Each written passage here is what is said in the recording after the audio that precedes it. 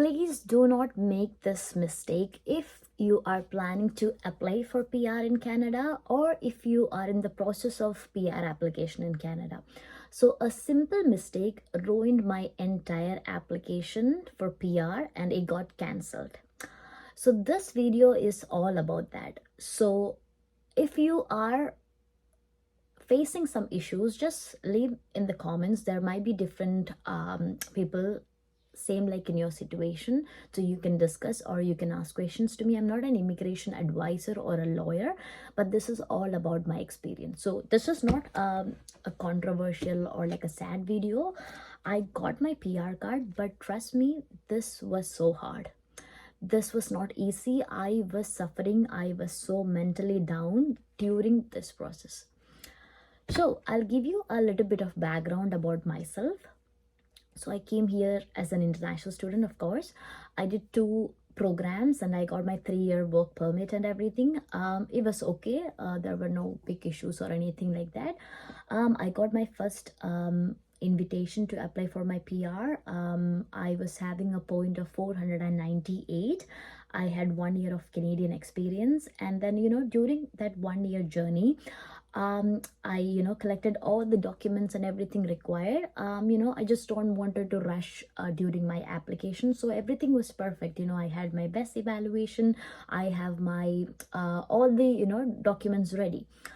So I got my invitation. I was so excited to apply. So I didn't had a lawyer or advisor or anybody like that, so I checked YouTube videos and applied by myself.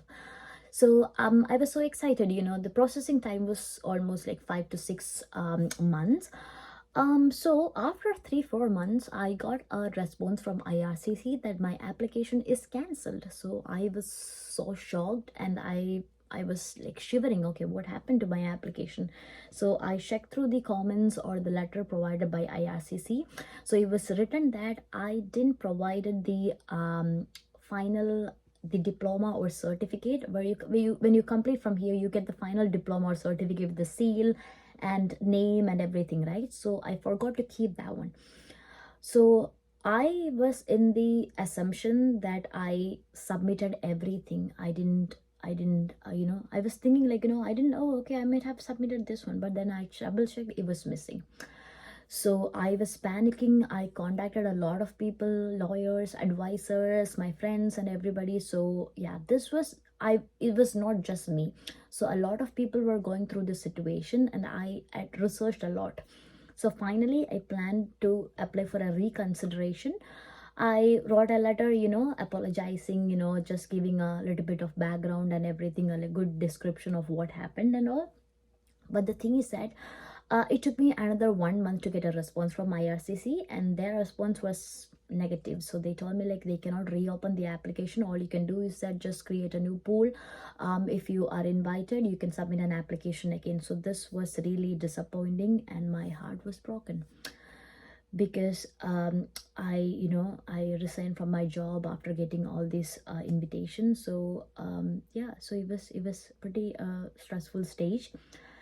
And then I reached out to several lawyers, advocates, everybody, but then the chances of getting reconsidered or reopening, what I found was it was difficult. It might maybe like a 1 or 2%, that's all. So because the mistake is from my side, I missed a document, it's not IRCC. So what I found was that if the mistake is from IRCC, say like they forgot to review a document or they missed some document, it will be reopened for sure. But a mistake, something from our side where we claim the points, they will not reopen. There might be chances, but what I have found out is that the chances of getting reopened is very very less. But then I tried again if there is any possibility to get it reopened. No, I didn't get any response after that.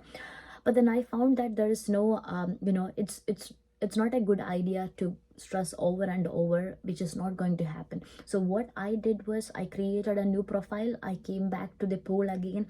I improved my IELTS, and I went for another job to get a little bit more experience to add on to my total score. And then my points went up to 513 after improving everything. So this was this is not immediate, so it took time. It took like 5-6 months again to create a pool, get this mark and everything, this score and everything. And then thankfully I got an invitation again for 513. So this might not happen for everybody, but then during that time I improved my IELTS. I got another experience and everything, to just add on. So I would suggest, if you are facing something like this, just don't wait for IRCC to reopen. You can send applications to reconsider or reopen, but at the same time try to improve your IELTS scores, or get another job, or just add on to your experience, so that you, instead of 1 year experience, you can make it up to 2 years. Or maybe if you are in a trade, or like a STEM or healthcare, you only need like 6 more months to be eligible for.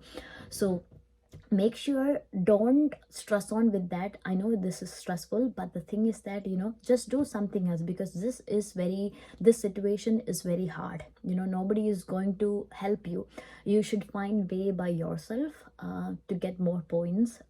Yeah, so you can get advice from your advisor or lawyer, but the thing is that don't stress upon that one, because they are not going to open that. If you are lucky, they might open, but what I have seen, they are not going to open that one. So I got an invitation again for the second time. What I did was, this might be helpful for you. So what I did was, I didn't want to go to a lawyer or advocate again, because I already know the process and what mistake I have done. So what I did was, I filled all the application. I took time, really, you have 60 days to apply for the application. So I took time. So I created folders according to the order of IRCC asking to upload the letters or the documentation. So at the very end, you can see what letters they are asking for. So maybe passport, and then your picture, the digital version of your picture, and then your experience 1, experience 2. They'll be asking separately for each experiences. And then for the foreign experience and foreign education, and for Canadian education, there are no separate upload section. There is only one upload section for education. So if you have both foreign and Canadian experience, make sure you combine that together. So there is nothing less. So whatever you have as a proof of your education, your transcript, your final diploma, your graduation letter, your best evaluation, take everything, merge everything together. You can use many tools. You can use your phone just to scan, cam scanner, or like I love PDF, just to merge everything together. Once you merge, make sure go one by one through all the pages, if all the transcripts, diplomas, everything is included, and do one by one in separate folders, and make sure it's there. And rename properly. Okay, this is your experience 1, this is your experience 2. Rename properly, so that you can identify and you don't miss or misplace any documents. So this is what I did for the second time. So I double checked, triple checked, and I also asked my friend to review, because it might not catch in our eyes, because every time we are reviewing, right, if a second person or a third person is reviewing, they can easily catch, oh, so something is missing, or this is not right. They can easily understand. So make sure you review by yourself, and also check with your friends or relatives or family members if something is wrong. So always don't rush into, always make sure everything is uploaded correctly. If you are not sure, or if you are very much stressed, or if you don't have anybody to review, go with a lawyer or an advisor, because this is just a one-time thing you get. If you lose this one, you will need to wait forever, or you might need to go back, because it's very hard to get PR right now. So don't make this mistake again. If you are facing something like this, just leave it in the comment. I will try to help you, or there might be other people who might be facing the same situation, and they can also help you.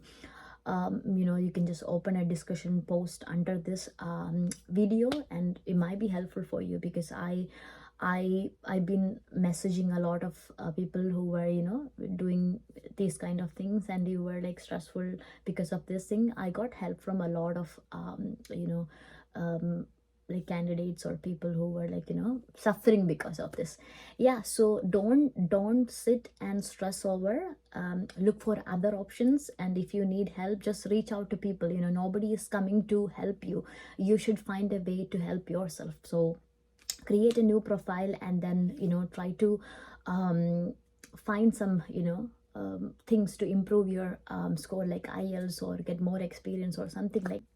So what I have seen during my research when I got my application cancelled, most of them have faced something similar to this. So I have seen many of them facing my situation, where they forgot to keep their diploma, so they don't accept transcript or anything like that. So make sure you submit the final diploma, the final certificate. If it's not included, they won't accept. So make sure you submit the final certificate on your PR application.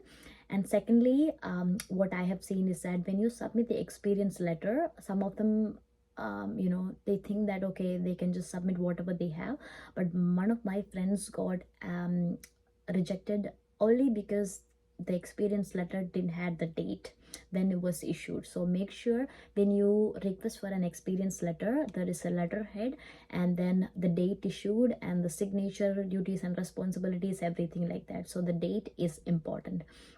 And also PCC, I know it says like it should be like 6 months, within 6 months, but my PCC, when I applied for the second time, it was over 6 months, but I never visited my home country in between, so it was still valid and they accepted that one.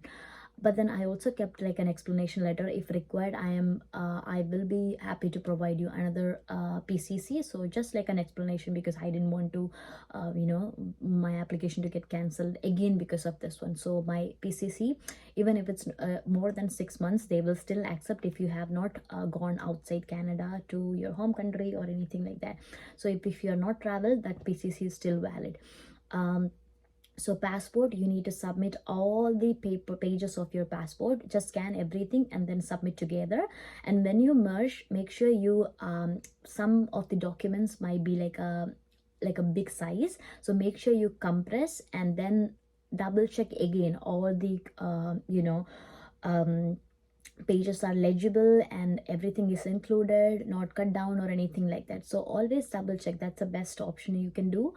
And also your digital picture, so make sure you go to anywhere like Shoppers Drug Mart, Staples, Walmart, or anywhere. Make sure everything is in the specification, everything is perfect, and then upload the picture.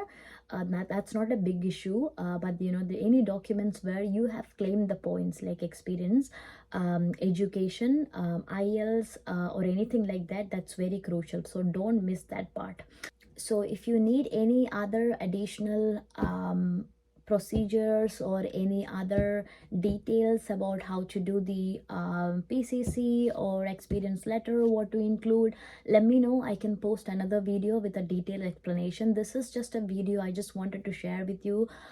If you are going through this situation, I don't want anybody to make this mistake, simple mistake, and then struggle in your life. So if this video is helpful for you, just leave a comment, like, subscribe, and share it to your friends. Yeah, hope you have a good day. Bye.